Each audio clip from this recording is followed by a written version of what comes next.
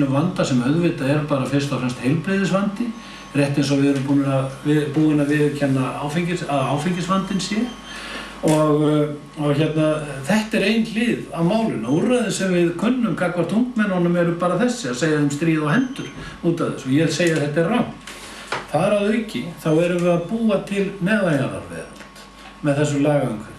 Við erum að koma á fót einhverjum eiturlyfjabarónum sem starfa í neðanjarðarveröld og hagnast á því að selja þessi efni þar vegna þess að þau eru ólögleg.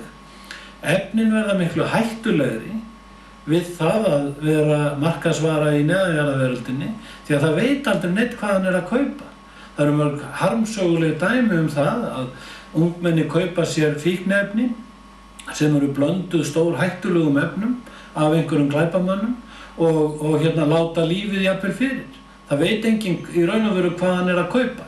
Og dreifikerfið þetta svart, ef svo má segja. Og þar eru þeir sem fíklarnir kannski afla sér tekna til þess að svala fík sinni með störfum fyrir eiturlyfjabarónana. Við þekkjum vel þá neðanjarðarveröld sem elur af sér glæpi, bæði vegna þess að menn standa ekki við skuldbindingar í þessari veröld sinni. Menn þekkja vel dæmin það, einhverja handrukkara sem svo eru nefndir sem að limlesta fólk sem ekki stendur við skuldbindingar sína. Síðan vitum við það að í þessari neðanjarðarveröld að þá brjóta fíklarnir af sér til þess að greiða fyrir fík sinni. Það ekki svo ófá afbrot sem við sjáum hér, innbrot, þjófnaðir og þess háttar, sem eiga bara rót sína rekja til þess að það er verið að reyna að fjármagna fíkn. Ungar stúlkur selja sig, gerast vændiskonur til þess að eiga fyrir því að kaupa sér efni sem þau hafa ánetjast. Og ég segi, við erum á rangri braut, það ósköp einfalt mál. Við eigum ekki að segja börnunum okkar stríð á hendur fyrir það að þau hafi ánetjast efnum sem við vissulega viljum að þau ánetjist ekki. Það liggja fyrir ótal rannsóknir sem staðfesta skaðsemi þessara efna og það sem kannski það hættulegasta í þessari umræðu varðandi kannabisefnin að það alltaf verið að gefa í skyn að þetta sé hálfmeinlaust. Það bara einfaldlega ekki rétt. Og ég held að það ágæta fólk sem hefur verið með þessa umræðu sjálfum sér hefur verið með að mínum viti afskaplega barnalega nálgun í þessu. Og ég get ekki með nokkur móti tekið þátt í þessari umræðu og nema undir mjög neikvæðum formerkjum og sannast þá skilja hann ekki. Það hafa verið sett pólitísk markmið á Íslandi það að ætlum að hreinsa Ísland af fíkniefnum. Við þekkjum þetta, það átti að vera fíkniefnalaust Ísland árið 2000 og svo kom eitthvað ný, eða kannski var það áður fyrst og svo 2000 og eitthvað svona. Allt yfir þetta reynst vera falsvon. Þetta höfum við reynt að gera með því einmitt að bregðast við á þann hátt sem þú lýstir, það að segja að efla löggæslu, þyngja refsingar og allt þetta. Og það hefur reynst vonlaust.